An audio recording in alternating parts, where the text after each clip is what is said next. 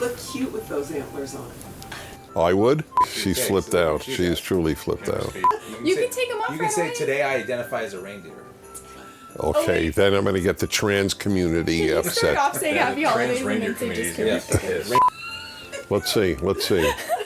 Okay, and that goes on auto? Yes. Okay. All right, ready? Yep. Ready? Okay, everybody, welcome to the Fireside Chat. Clearly, it is a holiday chat. Is Otto okay with it? It already fell off. He already fell off. They convinced me to do this, to show up with antlers, and fine. You know what? Like, I'm okay with it. You know, it's. I'm going to talk to you about Christmas, by the way. I think I have a lot of things to say about it, and it added credibility because I'm Jewish and Hanukkah's my holiday, but Christmas is a very important holiday, even if you're not Christian, which is what I want to talk to you about. First, news. PragerU hit 3 billion views.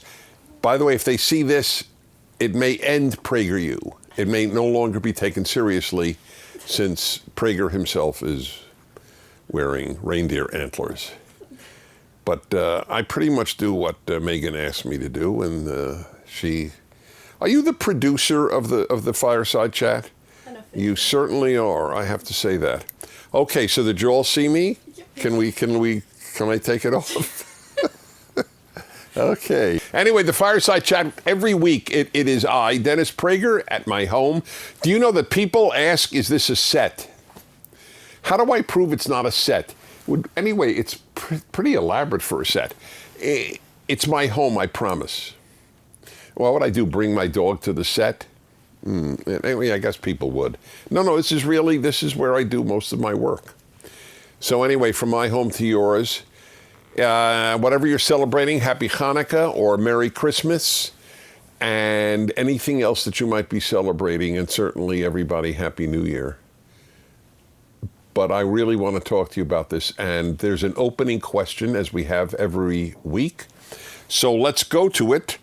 Our opening question. And you can all send them in, and hopefully we'll choose yours. Okay, here we go. Hi, my name is Micah Hart. I am a Prager Force member. I live in Rhode Island, but I attend school in Massachusetts at Whitington Christian School. I am 17 years old and I'm a junior. My question is, what do you think about parents lying to their children about Santa Claus? All right, that's a big one. I have done shows about that whole issue. Let me get back to, here we go. All right, so parents lying to their kids about Santa Claus. The word lying is a loaded word here. You're lying if a kid says to you, your kid says to you, Mom or Dad, is there really a Santa Claus? And you say, yes, there really is a Santa Claus who lives in the North Pole, et cetera, et cetera. Okay, that is in effect telling your kid something that isn't true. By the time your kid is going to ask that question, you can level with your kid. But why would anybody feel odd about allowing their child this fantasy world? If you read your kid a book, a fairy tale, any fairy, Pinocchio, do you tell your kid first, there really wasn't a Pinocchio? Right? You let your child live the fairy tale. It's a lovely, innocent part of childhood. Why clobber their innocence when it's unnecessary? That's the way I look at it. It is, who did it ever hurt to have a belief that Santa Claus, anyway, it's got a moral message, right? He knows if you've been good, right? Isn't that the way the song goes? He knows if you've been bad or good. That's right. Which song is that? Be good for goodness. Yes, be good for goodness sake. And it's really, to me, a sort of a sign of the time in which we live, that people don't want their child to believe at 5 years of age that there's a Santa Claus, but they do want their child to believe that they have no future because they will be drowning in hot seas because of global warming. That they really want their child at 5 to believe, but not that there's a Santa Claus. It's sick. We live in an upside down world. We don't protect children anymore. It's like parents' job is no longer to protect children. It's to ruin their innocence. It's a beautiful tradition. What is the big deal? I obviously have passion on the subject. And ironically, in my home, there wasn't a Santa Claus. I grew up in a very religious Jewish home, which didn't have any feature of Christmas in it, except the music. Everybody loved the music. I still love the music. It's my favorite time of year, actually. But and I'll come to that momentarily. But for those who have Santa Claus in their home, what's wrong with it? I'm curious. Some parents have what is it? The tooth fairy, right? The kid loses a tooth, and they put $1 under the pillow. When I was a kid, it was a quarter. Inflation, and oh, there really is not there is no tooth fairy. Well, how did I get into the world? Well, of course, when sperm meets egg through the act of intercourse. Do you tell your 6-year-old that, your 5-year-old that?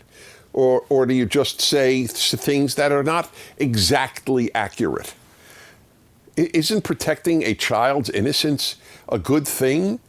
And to let them enjoy this? Well, and then by the way, the objections come from all over, because I've done this on my radio show so often, and I've heard from people who have objections.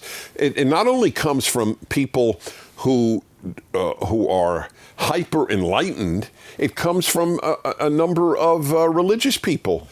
There are Christians who call my show, say, Christmas is supposed to be only about Christ.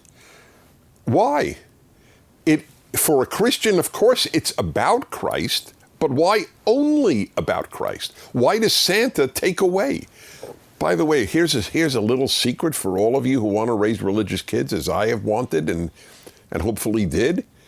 The more enjoyable you can make the religion, along with all the seriousness, the better chance you have that the child will keep it alive.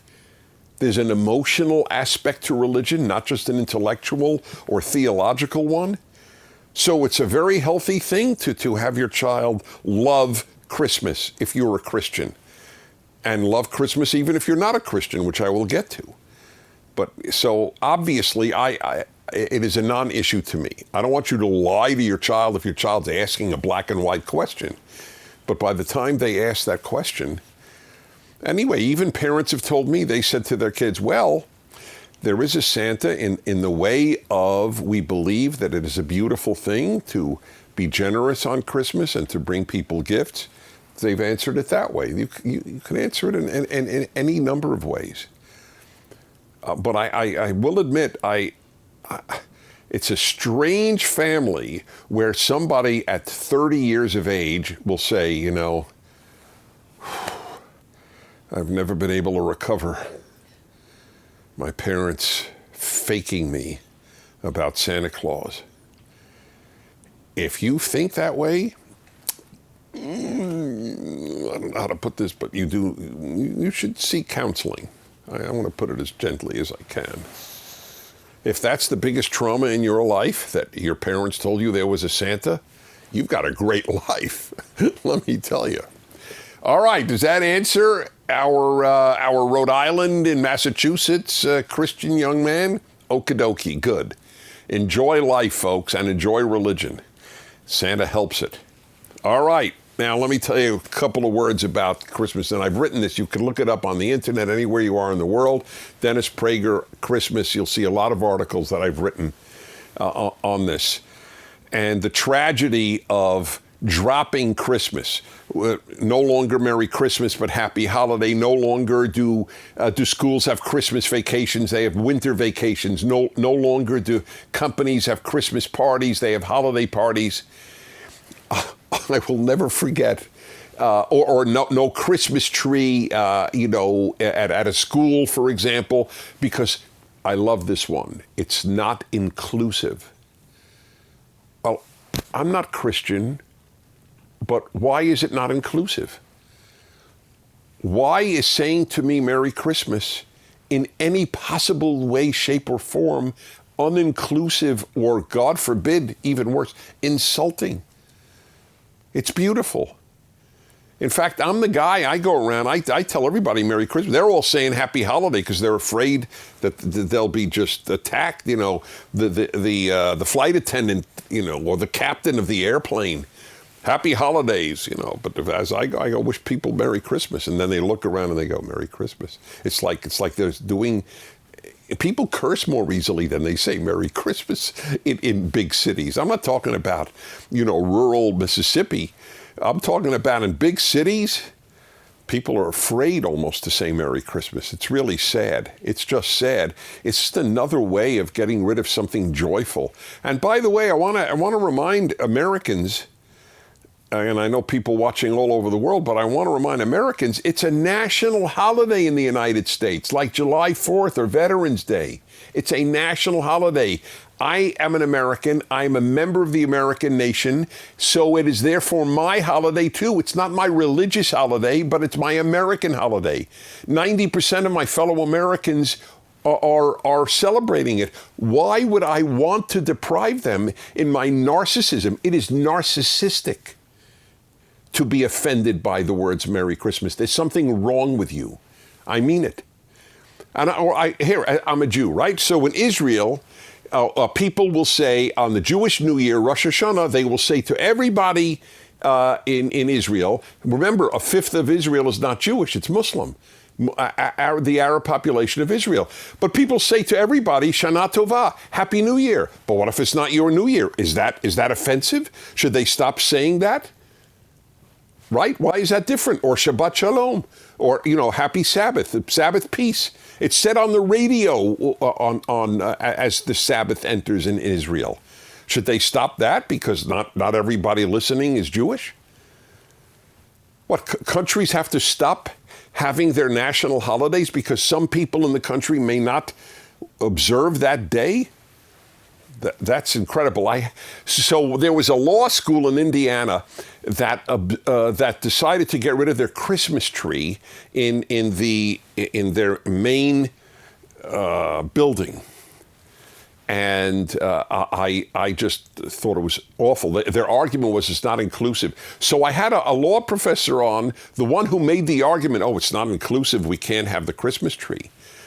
So I had her on, and I said, I don't understand. Why is it not inclusive? And she said, well, we have Jews at our university and others. Well, and to her shock, I said, well, I'm a Jew, and I think you should have a Christmas tree. I love having Christmas trees in my society. It's a good thing. It's a happier place Christmas time, thanks to Christmas tree and decorations and Santa Clauses and Christmas music. It's all great. In this inclusive, this totalitarian inclusiveness, there's something wrong with you, not society, if you object to Merry Christmas or a Christmas tree. You're the problem, not America. You are a narcissist. Everything must revolve around you. It has nothing to do with inclusivity. It has to do with your hypersensitivity and immaturity. Am I strong enough on this? Really, it ticks me off. My God. Okay, it's a great time of year, and I want to keep it. The country will be infinitely poorer. And by the way, it's already poorer. There's so many fewer homes with decorations than when I was a kid.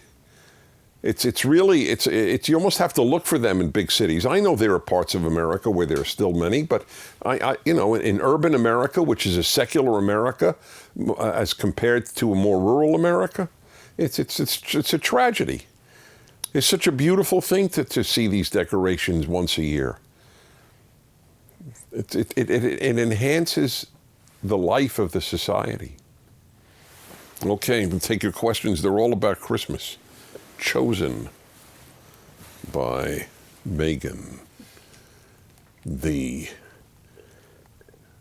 very tough producer. Okay. All right, let's see. Here we go. Emily, 18. Hi, Emily, 18. Avon Park, Florida. What is my opinion, that's me, on the commercialization of Christian holidays such as Christmas and Easter? That's another loaded word, commercialization. It's like the lying word. I think people have understandably adopted the critics' terminology. How about not commercialization? How about generosity? That's the word I would use. People are buying things for other people for Christmas. Oh my God, what a terrible thing. I can't think of anything worse. People are spending their money to make others happy. That is really loathsome. We have to put a stop to that. What could possibly be wrong? Can people spend too much? Everything could be too much. You could eat too much healthy food. You could eat too much broccoli. This doesn't mean anything. That, of course, anything could be in excess. I am with families on Christmas, who Christian families, and I watch them unwrap the gifts, and it is so beautiful. It's the beautiful tradition. Why that once a year people are thinking, gee, what could I get my husband or my wife or my parents or my in-laws or my cousin or my uncle or my aunt or my friend? What could possibly be wrong with that? That's commercialization? Why is that commercialization? And if it is, what's wrong with that? Always think whenever, and I'm not directing this to Avon. Is that her name? Emily? I'm sorry, Avon Park. I'm not directing this to you, Emily. I'm not saying you're saying this, but anybody who objects to A must always ask, what's the alternative, and do you like it? So what is the alternative to people getting gifts for others on Christmas? The alternative is people not getting gifts. Would society be better if nobody bought anybody a gift on Christmas? Theoretically, if it's commercialization, that would be better. Why is that better? It drives me crazy. And by the way, you might as well say the same thing of Hanukkah. When I was a kid, my parents got me Hanukkah. It was the best gift of the year. It was a better gift than on my birthday. It's when I got my electric train set. Nobody gets electric train sets now. Why not? Isn't that an interesting question? Why would it, here's a better question. I don't know the answer. Would a 10-year-old boy, maybe girl, but I think more boys would like it. Would a 10-year-old boy like a train set?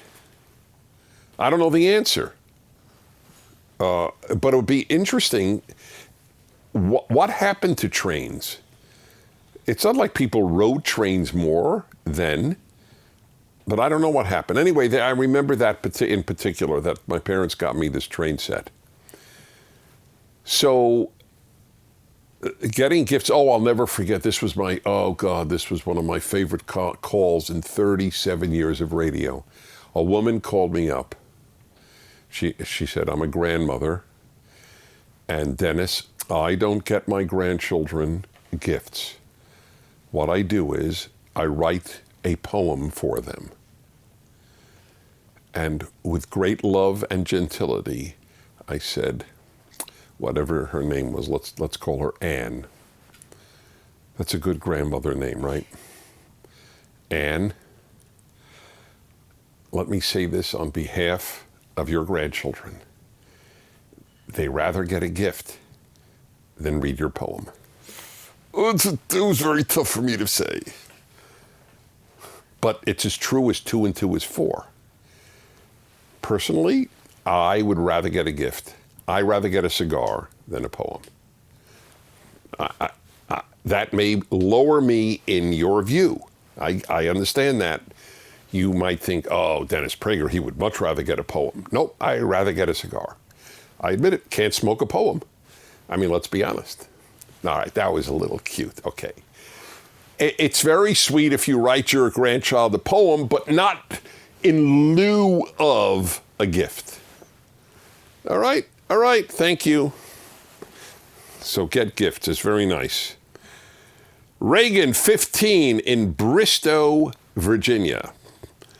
Should politics take a back seat for the holidays, or should it always be a priority? Definitely a back seat. Absolutely. Get together for the holidays and enjoy each other. You can yell at each other about politics the rest of the year, but for the holiday, please just have peace in the house. Don't talk politics if you're going to just yell at each other. I'm serious. I have very strong views on these matters, but I have relatives who don't agree with me at all. But when I get together with them, we don't argue politics. What's the point? Family is family, and friends are free, and you just enjoy each other. So the holiday should take priority. Robert, 20 years old, San Antonio, Texas. Kids leave milk and cookies for Santa. Should people leave a cigar and scotch for Dennis Prager? Definitely. Although I don't drink. By the way, I don't drink not out of principle. I just get a headache from alcohol, which is funny because I smoke the strongest cigars made, and I feel great. So it's just the way you're made. But I never dealt well with alcohol. So you would leave me a cigar and sparkling water. I know I'm not the most exciting party goer. Oh, Dennis, what drink will you have? Seltzer. It's not impressive. Scotch on the rocks sounds better. It's the irony is my dad loved Scotch. One of my sons loves Scotch. I'm sort of like the teetotaler in the middle. Okay, that was a fun question. Cole, 17, Florence, Kentucky. What's your opinion on radio stations blocking the broadcasting of Baby It's Cold Outside and other traditional Christmas songs because they don't align with leftist ideals? The interesting thing here is, first of all, I don't know what other Christmas songs are ever blocked. I don't think that, I don't know of any other Christmas song that is. Baby, It's Cold Outside. I know he's trying to, for those of you who don't know, I think it's a totally innocent, adorable song. I know you could read into it, oh my God, he's going to give her stuff to get her tipsy so she'll stay the night. He's trying to convince her to stay the night. What'll my mother say? I mean, give me a break. What'll my mother say? It's pretty dated. We've lost the ability to enjoy life without any of these hypersensitivities. This is not a date rape song. God, it's so sad. They're killjoys on the left. They're just killjoys. Can't enjoy Thanksgiving anymore. It's now Native American Genocide Day. Christmas is it's not, I don't know, it's become nothing for many people. The music, I mean, this song, there's nothing wrong with the song. God.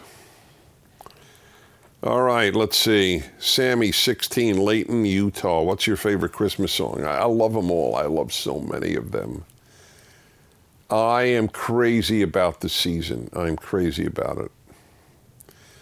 I happen to love, I got to admit, I have a holly jolly Christmas.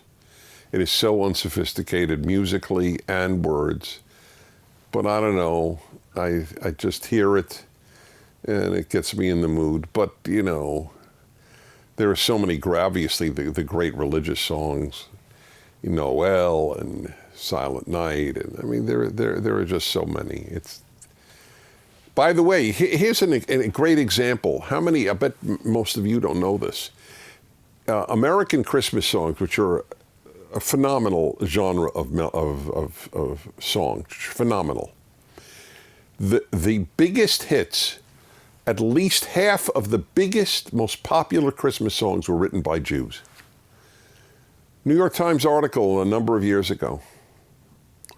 Not many people know that. How come? I guess did they feel excluded, these Jewish writers? I guess not. It was a healthier time. When it said "Make America Great Again," there were great things about America that have been lost. That's an example. Now, all of a sudden, tell me, what is a better America? Where everybody says it's a beautiful season? Or people say, oh no, you're excluding people. Who's excluded? Okay. Let's see. What's our time, by the way? 25. All right. Oh, Benjamin 19, Washington, D.C. By the way, do people know that if they're over 20, they're allowed to send in questions? They think it's like a cutoff point if you're 20 years old. Benjamin 19, is it okay for people to re-gift something that they previously received as a gift but didn't like? Yeah, why isn't it okay? Listen, if somebody gave you a box of cigars and you don't smoke cigars and you re-gift it to me, I'm fine with it. So just I want to put that thought in your mind. Not an issue. What's wrong with it? People don't think rationally on subjects. What is wrong? I get a beautiful gift. Now, if it's a cheesy junk gift, but a cheesy junk gift is not good gifted, let alone re-gifted. It doesn't matter if it's re-gifted. If the nature of the gift is worthy of the recipient, who cares if it's re-gifted or not? I don't. What is better, to do nothing in my house or to give somebody pleasure? So I want to repeat, if you get a box of cigars and don't smoke, I will be honored to be the recipient of your re-gift. Even if it's the 7th re-gift, if it went through 7 recipients, none of whom smoke cigars, I will be happy to receive it. Okay, Christian 23. Oh, there we go. It's an old guy. 23, Gainesville, Florida. What is Kwanzaa and why isn't it real? Well, Kwanzaa was developed by a black professor at the Cal State Long Beach, if I'm not mistaken, in, I don't know, the 1970s, I think it was, or 1980s. It is not an African holiday. He invented it, which, by the way, it does not dismiss it. It's fine with me if a holiday is invented. I don't have anything against Kwanzaa. I just don't want people to think that it's something it isn't. It's not an African holiday. Africans, if you asked any African immigrant, do you celebrate Kwanzaa? He would say, I'm sorry, what? But if there are black Americans who celebrate it, God bless them, enjoy your Kwanzaa. But it's not widely celebrated. It was I don't know, why would a black American be less likely to celebrate Christmas than anybody else? All righty, everybody. Okay, finally, Reese, 16 years old, Douglasville, Georgia. Favorite Christmas movie? So It's a Wonderful Life. That's my favorite. It's very touching. There are a lot of great Christmas movies, just like there are a lot of great Christmas music. So why should we in any way want to diminish such a joyful part of the year in America and presumably other countries? But I can only speak about America in this regard. It's a beautiful time of the year. It's what one of the songs says. It's the most beautiful time of the year. I think it is. And the question is, why wouldn't everybody think that? So, if you're celebrating it, Merry Christmas. If you're celebrating Hanukkah, Happy Hanukkah. To all of you, from all of us, Otto, my wonderful staff, my family, and I'll see you next week. Thanks. Thank you for watching. If you'd like to keep these Fireside Chats free, please do by donating to PragerU.